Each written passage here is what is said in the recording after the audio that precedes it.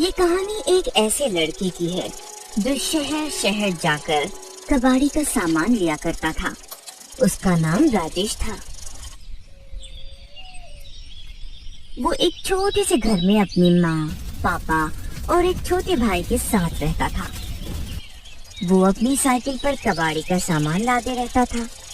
वो शहर की गलियों में घूम घूम कर लोगों से कबाड़ का सामान लिया करता था और उसे एक बहुत बड़े कबाड़ की दुकान पर जाकर बेच दिया करता था, जिससे वो अपने घर का गुजारा किया करता था।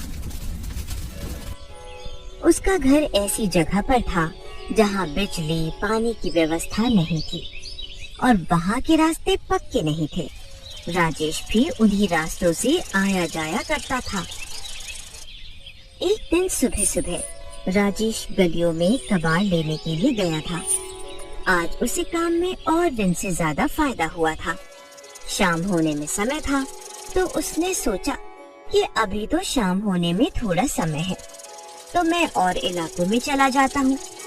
यही सब सोचकर वो निकल पड़ा और उसे वहाँ जाकर भी बहुत कबाड़े का सामान मिला। ऐसा करते करते उसे शाम हो गई।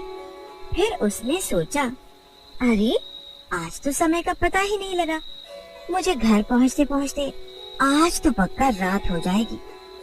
वैसे वो अपने घर से बहुत दूर आ गया था। हे भगवान, आज तो मैं काम के चक्कर में बहुत लेट हो गया हूँ। माँ, पापा और भाई मेरी राह देख रहे होंगे। मुझे जल्द से जल्द घर पहुँचना चाहिए। वैसे तो उसके घर का रास्ता बहुत दूर था, लेकिन उसने सोचा कि अगर मैं जंगल के रास्ते से घर जाऊंगा तो शायद जल्दी ही घर पहुंच जाऊंगा। यही सब सोचकर वो जंगल के रास्ते घर को निकल गया। जंगल में बहुत अंधेरा था तो उसे कुछ सही से दिखाई नहीं दे रहा था। थोड़ी देर चलने के बाद उसे जंगल में आग की रोशनी दिखाई दी तो उसे थोड़ी राहत मिली। फिर वो रोशनी को देखते देखते आगे निकल गया, लेकिन थोड़ी देर बाद वो रोशनी आना बंद हो गई। राजेश जैसे तैसे आगे बढ़ता रहा, लेकिन सामान ज्यादा होने की वजह से वो बहुत थक गया था। वो थोड़ा आराम करता और आगे बढ़ता चला गया। थोड़ी दूर चलने के बाद उसे ऐसा एहसास हुआ कि उसके पीछे कोई चलता हुआ उसके पास आ रहा है। उसने पीछे मुड़कर देखा, लेकिन उसे कोई दिखाई नहीं दिया। मुझे ऐसा लगा कि कोई मेरे पीछे चल रहा है। शायद ये मेरा वहम होगा।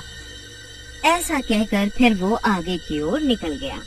दोबारा थोड़ी दूर चलने के बाद उसे अजीब सी आवाज आने लगी और उसे ऐसा महसूस हुआ कि कोई एक पेड़ से दूसरे पेड़ पर कूद रहा है।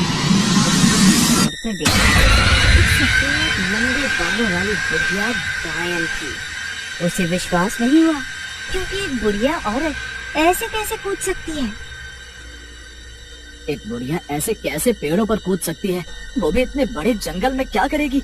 लगता है कि मैं आज ज्यादा थक गया हूँ, इसलिए मुझे ऐसा महसूस हो रहा है। वो और आगे बढ़ता रहा। थोड़ी देर में सब आवाजें आना बंद हो गई।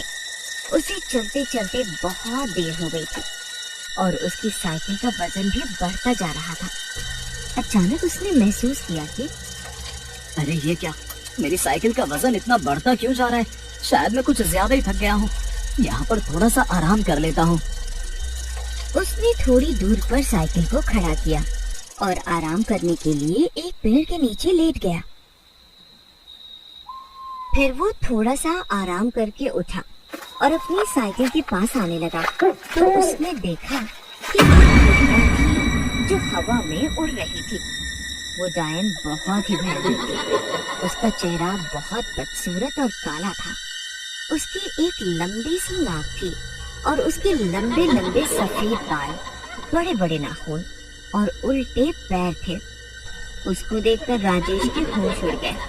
वो एकदम हक्का बक्का रह गया। वो बुढ़िया उसकी ओर देखकर हंस रही थी और अपनी लंबी सी जीभ से राजेश को अपने पास बुला रही थी। अच्छा, तो ये वही खून पीनी डायन है जिसके बारे में सरपंच जी ने बताया था। तो इसका मतलब यही वो डायन थी जिसका मुझे थोड़ी देर पहले एहसास हुआ था। उसको देखकर वो समझ गया था कि आज ये मेरा खून पी कर रहेगी। वो डायन अपने हाथ की अंगुली से हवा में कुछ जादू करती और उसे अपने पास बुला रही थी। वो अपनी जान बचाने के लिए साइकिल और कबाड़ के सामान को छोड़कर अपने घर की ओर बहुत तेजी से भागने लगा और वो डायन भी उसके पीछे तेजी से भागने लगी और भागते समय वो डायन और भी भयानक लग रही थी। फिर राजेश हनुमान जी का नाम लेकर अपने घर के पास एक मंदिर में पहुंचने ही वाला था कि तभी वो डायन जोर से चिल्लाई और बोली, रुक, मुझे बहुत तेज भूख लग रही है। और फिर वो डायन ऐसा बोलकर हवा में गायब हो गई। राजेश भागता हुआ मंदिर में चला गया और वहीं बेहोश हो गया। अगले दिन सुबह जब पंडित जी और सरपंच मंदिर में आए और उसे ऐसे पड़ा हुआ देखा तो पंडित ने उसके मुंह पर पानी की छींटे मारकर उसे उठाया। अरे राजेश, तुम ऐसे यहाँ बेहोश होकर क्यों पड़े हो? ऐसा क्या हुआ जो तुम ऐसे पड़े हुए हो और तेरे माँ पापा और भाई तुझको पूरी रात भर ढूंढ रहे थे? पंडित जी, मैं कल रात को काम पर से लेट हो गया था तो घर जल्दी आने की वजह से मैं जंगल के रास्ते से घर आ रहा था कि तभी वो खून पीनी डायन मेरे पीछे पड़ गई और कैसे भी करके मैं जान बचाकर भागता हुआ यहाँ मंदिर में आ गया था और पता नहीं मैं कब बेहोश हो गया था।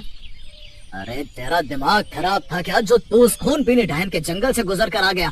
क्या तेरा नसीब अच्छा है जो तू उस डायन के चंगुल से बचकर आ गया। शायद तुझे भगवान ने बचा लिया। चल अब खड़ा हो और भगवान का शुक्रिया अदा कर दे कि तुझे भगवान ने बचा लिया।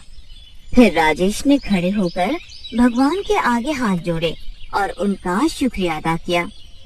फिर वो घर गया और अपने घर वालों को सारी बातें बताई।